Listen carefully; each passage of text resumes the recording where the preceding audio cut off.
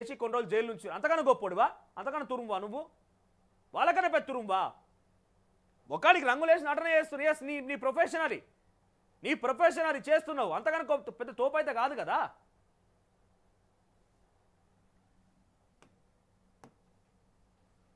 ఇక్కడ చూడండి visual presentation రూపంలో ఇగో Revathi 9:15 Allu Arjun entry of black Scorpio Allu Arjun son Allu Arjun కొడుకు వచ్చింది 9:25కి రేవతి అప్పటికే డివైడ్ అయిపోయారు వాళ్ళ కుటుంబం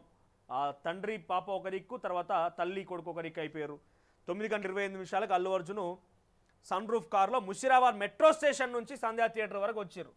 ముషిరాబాద్ మెట్రో థియేటర్ దగ్గర సంధ్యా థియేటర్ దాకా చేతులు ఊపుకుంటూ ఆ హాయ్ చెప్తూ బాయ్ చెప్తూ వచ్చిండు ఆయన 9:35కి 40 నుంచి 50 మంది ప్రైవేట్ బౌన్సర్లతోని ఇదంతా బౌన్సర్లు వీళ్ళంతా తర్వాత 9:30 నుంచి 40 నిమిషాల వరకు లోయర్ బాల్కనీ గేట్ పడిపోయింది దీంతో తొక్కిసలాట జరిగింది ఇక్కడ ఈ లోయర్ బాల్కనీ గేట్ పడిపోతే అంతా కింద పడిపోయి అంతా కూడా ఇక్కడ పోలీసులు చూడండి వాళ్ళంతా నెట్టేస్తారు పోలీసులు అందరూ లాగి బయటపడేస్తున్నారు 9:45కి సిపిఆర్ చేస్తూ శ్రీతేజ్కి 10:45కి థియేటర్ లోపల ఏసీపీ పోయి కలిసి వచ్చిండు లోపలికి వెళ్ళి ఏసీపీ రమేష్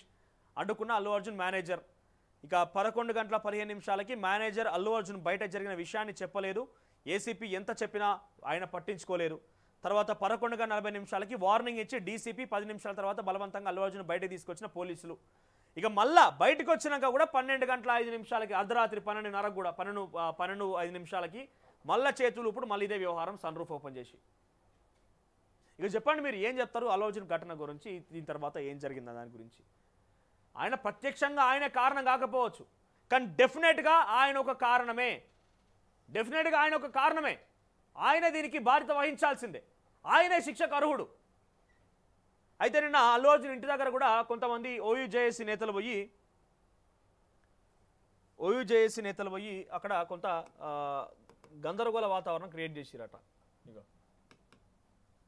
ఆయన ఇంటి ముందు విజువల్స్ ఇవన్నీ కూడా నిన్న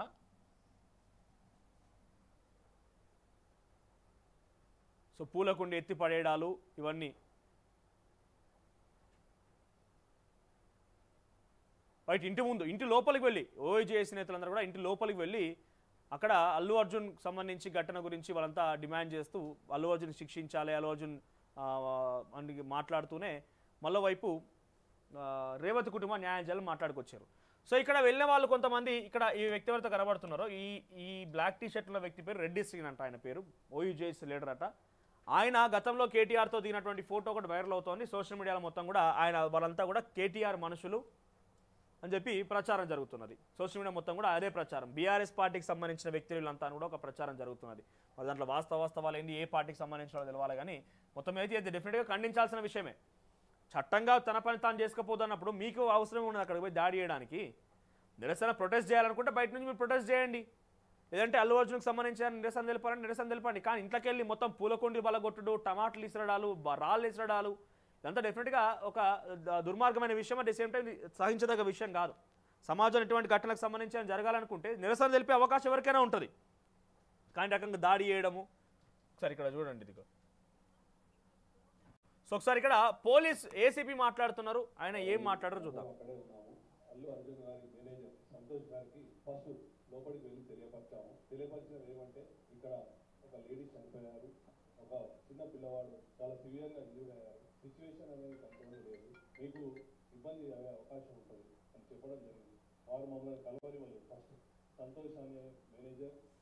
సో ఇందాక చెప్పిన ఘటనే పోలీసులు మాట్లాడుతున్నారు ఏసీపీ రమేష్ ఆయన మాట్లాడుతుంది అంటే